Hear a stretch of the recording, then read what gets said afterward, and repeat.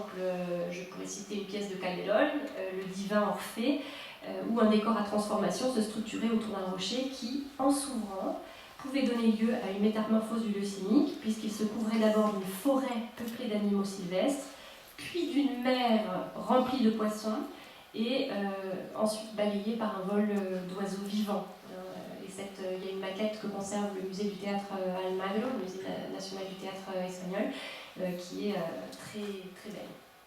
Voilà, donc pour finir avec cette liste de machines matérialisant le surnaturel sur la scène de la merveille, je pourrais parler enfin des jardins enchantés et des changements à vue. Alors, ce sont les 2 dernières machines de ma liste, mais évidemment, encore une fois, elle n'est pas exhaustive, heureusement pour vous d'ailleurs.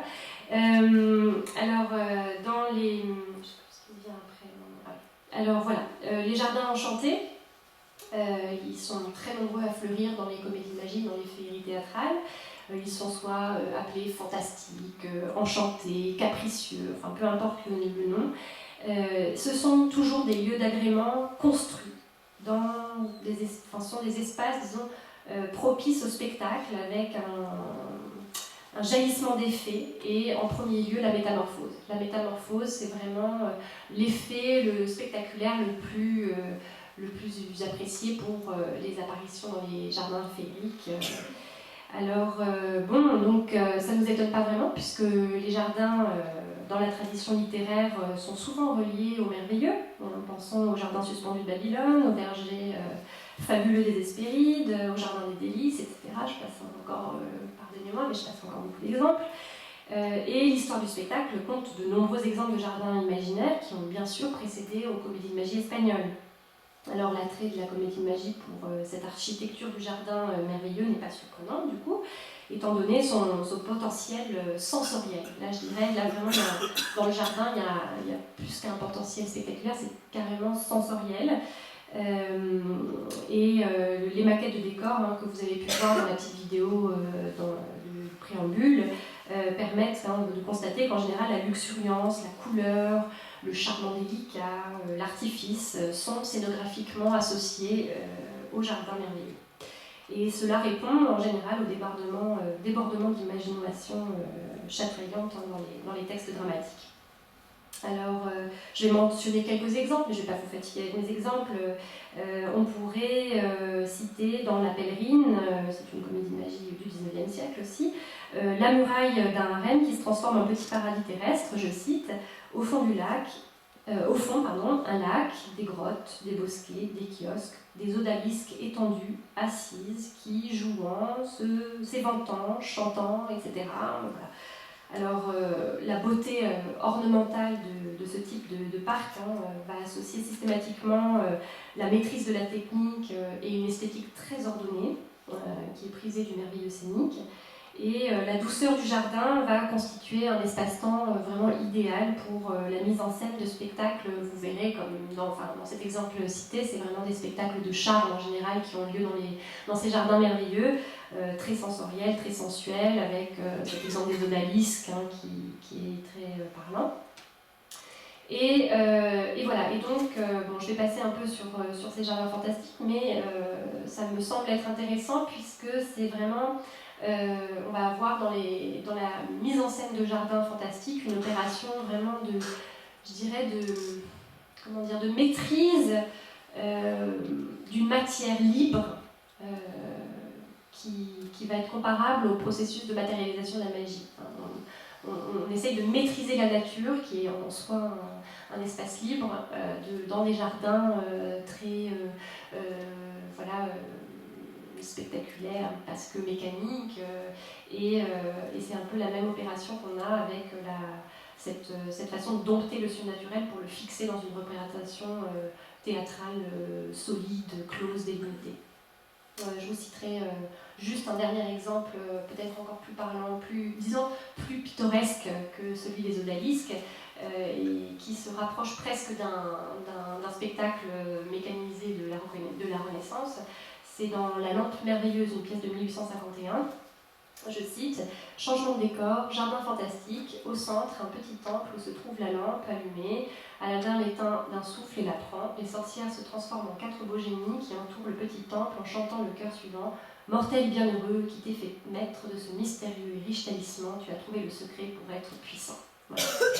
Donc, les jardins, voilà, c'est vraiment un espace où fleurit le merveilleux, et les jardins ont été tout au long de l'histoire du spectacle vraiment un terrain d'illusion et une matière à prodige. Et donc enfin, je termine avec les changements à vue. C'est une des grandes qualités du théâtre à l'italienne, hein, de permettre de changer souvent et rapidement les décors.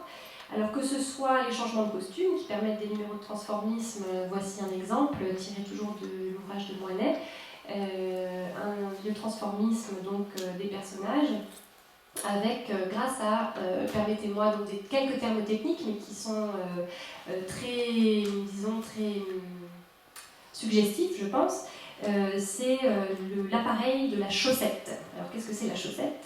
C'est une sorte d'entonnoir qui était prolongé d'un tube d'environ 30 cm de diamètre et qui permettait d'évacuer rapidement des tissus posés à plat sur scène, comme par exemple les grands carrés de soie qui figuraient la mer, mais on avait aussi voilà, tout type de décors, enfin de drapés qui pouvaient être évacués par la chaussette.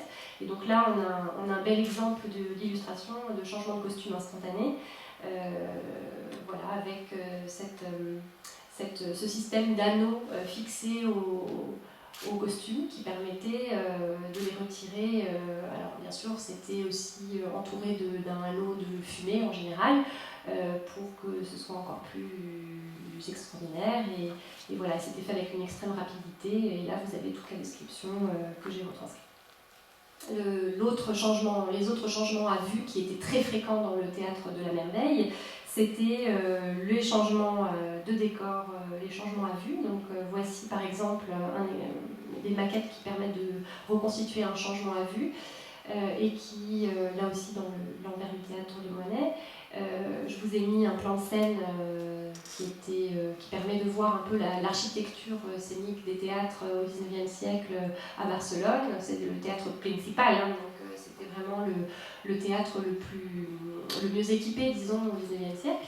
Et on peut prendre conscience hein, de l'ampleur des dispositifs techniques grâce à ce type de plan. Alors, j'en viens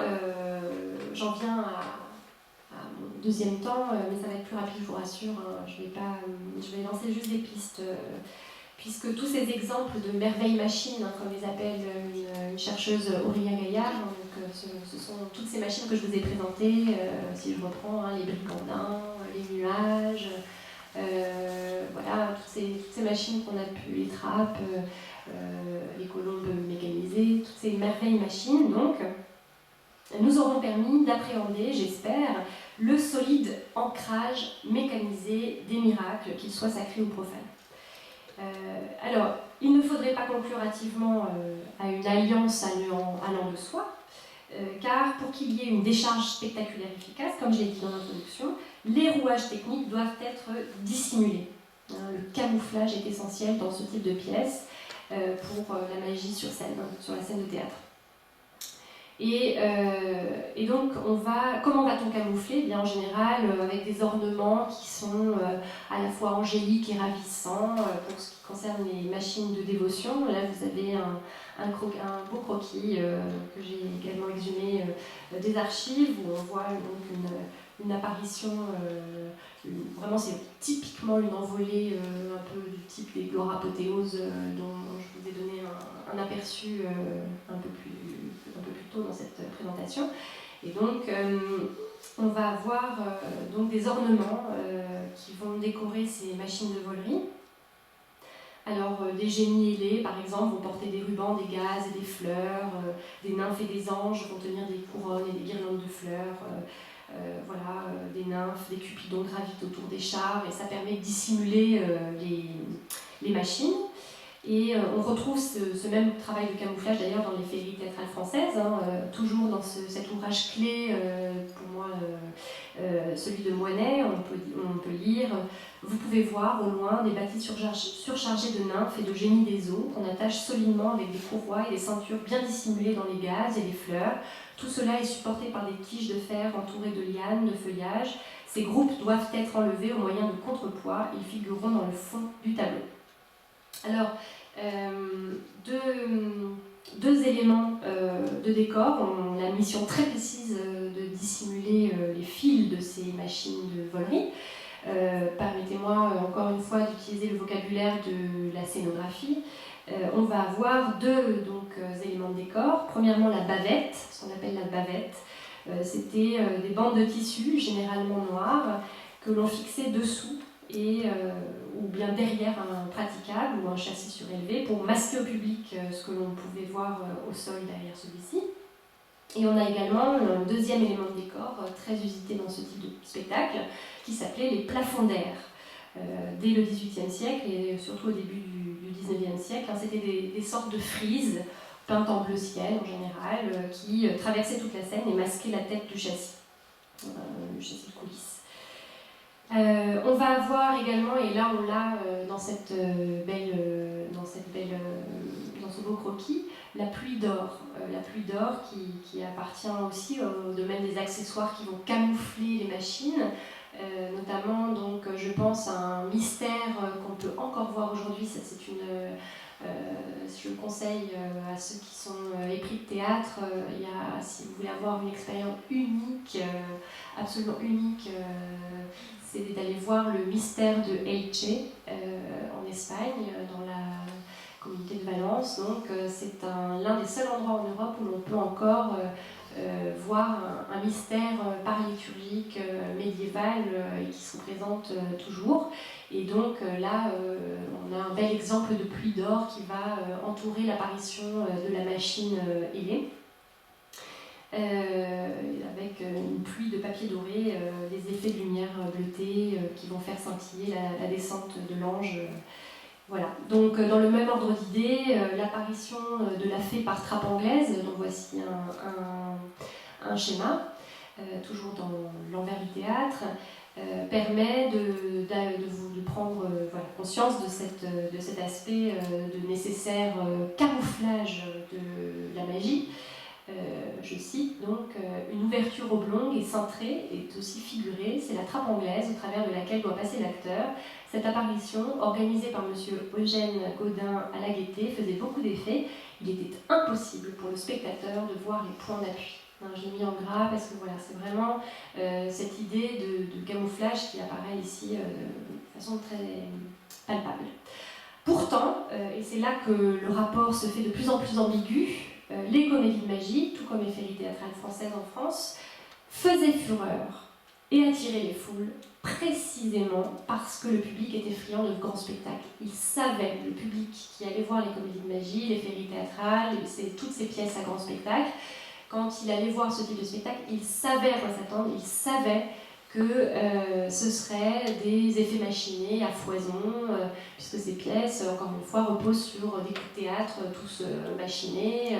Et donc, le spectateur du XIXe siècle savait parfaitement que les comédies de magie qu'ils allaient aller voir allaient utiliser des effets techniques à la pointe, puisque encore une fois, j'insiste sur ce point, c'était les meilleurs scénographes, mais aussi les meilleurs machinistes, toutes les équipes scénographiques qui travaillaient pour ces spectacles, c'était les artistes à la pointe. Ils étaient vraiment très doués dans la matière. Et donc, un exemple qui permet de prendre mesure de cela, c'est que le mot comédie de magie était passé dans le langage courant en Espagne.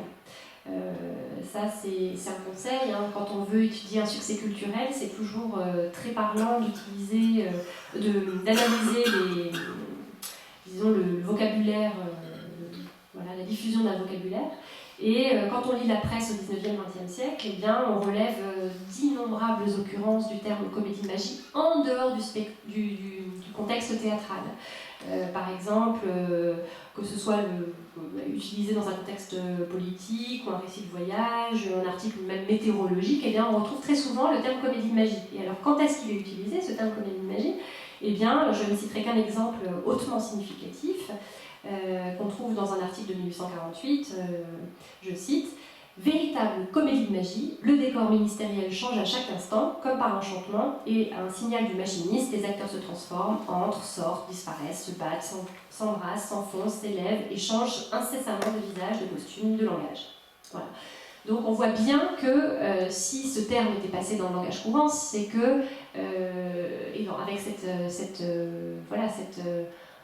dimension donc vraiment machinée, on voit bien que les spectateurs, quand ils allaient voir ces spectacles, savaient que ce seraient donc des pièces à grand spectacle. Donc on camoufle les effets, mais c'est ces effets-là qui sont qui se multiplient à plaisir, qui sont du goût du public précisément. Donc le public qui va voir ce type de pièce cherche justement ces effets qu'on camoufle.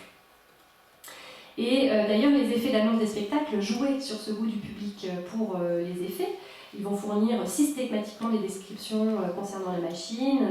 On annoncera les spectacles en claironnant, je cite, les nouvelles transformations, les jeux nouveaux, etc. Enfin voilà, je passe des détails, mais on cite systématiquement le nom des machinistes. Donc déjà dès l'annonce du spectacle à l'époque, c'était des informations qui permettaient d'assurer de remplir les salles. On remplissait les salles en annonçant des effets machinés hors normes, nouveaux, sophistiqués, etc. Voilà, donc c'est encore la preuve que magie et machinerie sont indissociables au théâtre. Et donc j'en viens à mon dernier point, donc du côté des praticiens d'illusionnisme. Qu'en est-il de ce lien entre magie et machine, entre immatériel et matériel? Eh bien, je dirais qu'il est tout aussi fort. On atteste l'obsession des prestidigitateurs dès le XIXe siècle pour les machines scientifiques. Et donc là, je renvoie aux mémoires de Robert Houdin, cet illusionniste français de renom, qui était horloger de formation, créateur des soirées fantastiques, célèbre pour ses suspensions éthériennes, qui étaient des lévitations spectaculaires. Et donc, il raconte dans ses mémoires comment sa fascination pour les automates avait toujours été intimement liée à sa passion pour l'illusionnisme. Il y a des savoureuses pages, notamment, où il raconte que dans sa jeunesse, enfant, il s'était passionné, son père était horloger, et puis donc il s'était passionné pour un petit théâtre mécanique qui était à son père, qui représentait une scène de chasse d'un lièvre, et qu'il s'était levé pendant 6 mois à l'aurore en cachette pour aller fabriquer en secret une copie dans l'atelier de son père. Plus avant dans le livre, on a aussi ce passage sur les automates qui est très révélateur, je cite: depuis que, c'est tiré de Comment on devient sorcier, ces mémoires donc, de Robert Houdin qui date de 1868, je cite: depuis que l'amour du merveilleux s'était emparé de mon esprit, ne rêvant plus que de prestige, je l'ai cherché aussi dans mon art favori, sous forme d'automate, que je me proposais de mettre tôt ou tard à exécution. Voilà. Donc, pour résumer un peu, dans les archives du XIXe siècle que j'ai consultées en Espagne, sur le monde de la prestidigitation, cette fois-ci, pas sur le monde de la comédie de magie, on va distinguer 2 grands courants de la magie. Une magie qui se veut propre, limpia. Limpia, c'est propre en espagnol, c'est-à-dire sans artifice. En général, ils utilisent sin parafernalia, sans tralala, sans appareillage, voilà. Et une magie scientifique, récréative, on dirait presque expérimentale, d'autre part. Donc j'ai 2 exemples, par exemple, pour vous donner une idée de ce type de ces 2 courants, de ces 2 grands courants de la prestidigitation du XIXe siècle en Espagne. Et bien, de ces premiers courants de magie limpia, de magie propre, on va voir par exemple Paulino Blanc. C'est une annonce de son spectacle que j'ai trouvé dans les archives de Burgos, les archives municipales. Et on peut lire donc sur cette annonce qu'il se représente je cite, sans ces appareils fastueux, instruments de physique et appareils mécaniques des prestidigitateurs étrangers, preuve de son mérite avec la modestie caractéristique des Espagnols. Bon. Voilà, donc ce serait, on aurait est là un bel exemple de cette magie limpia, propre. Et de l'autre, en contraste, donc, on le voit dès l'affiche, avec cette gravure très, disons, très ancrée dans la matérialité technique, puisqu'on voit voilà, cette espèce de magicien relié à des fils. Eh bien, c'est l'affiche de Monsieur Posadas, qui s'annonce ainsi, je cite, physicien. Donc ça revient très fréquemment pour les connaisseurs de l'histoire de la magie, ce glissement de vocabulaire, de termes vers physicien, revient très fréquemment au XIXe siècle. Donc il se présente comme physicien des cours d'Europe, professeur de sciences occultes, de chimie et de mécanique, membre de plusieurs académies des beaux-arts et récemment décoré à Lisbonne par la Société de la Corporation populaire de San Francisco et proclamé à la presse des deux mondes roi des hallucinateurs du XIXe siècle, ni plus ni moins. En général, ils étaient assez... c'est très récurrent, ce genre de... Ils gonflent, c'est des affiches qui sont des effets d'annonce, évidemment, c'est publicitaire, donc ils gonflent leur réputation universelle à travers le monde entier, ils sont toujours... c'est vraiment très typique, cette appellation roi des hallucinateurs du XIXe siècle. Voilà. Alors, j'aimerais prolonger évidemment ce terrain de recherche, j'en suis au début, mais j'ai l'impression, peut-être que je me trompe, et là je pense qu'on a des praticiens qui pourraient peut-être rebondir, mais que c'est la même tension qui existe aujourd'hui entre le close-up et la grande illusion finalement. Puisque on a aussi dans le close-up peut-être tout un courant du close-up qui se veut propre, sans artifice, et contrairement à la grande illusion qui, elle, est traditionnellement très appareillée. Mais dans les deux cas, et c'est ça qui me semble intéressant, permettez-moi ce saut chronologique, là je passe vraiment, disons, à notre époque contemporaine immédiatement. Dans les deux cas, on retrouve ce couple antagonique matériel-immatériel. On s'en défait jamais finalement, et c'est ça qui m'intéresse. Même dans le close-up, puisqu'il a aussi recours à des techniques, avec trois grandes catégories de trucage, que je peux rappeler. Bon, évidemment, il y a peut-être des professionnels ici qui s'y connaissent très bien, mais disons qu'il y aurait trois grandes catégories de trucage dans le close-up. Close-up, pour ceux qui sont néophytes, et là, mais pour le coup, qui ne connaissent rien à la magie, c'est la magie de près, la magie, on dit la magia de cerca en espagnol, c'est la magie sous les yeux du spectateur, avec peu d'artifice, enfin aucun artifice a priori.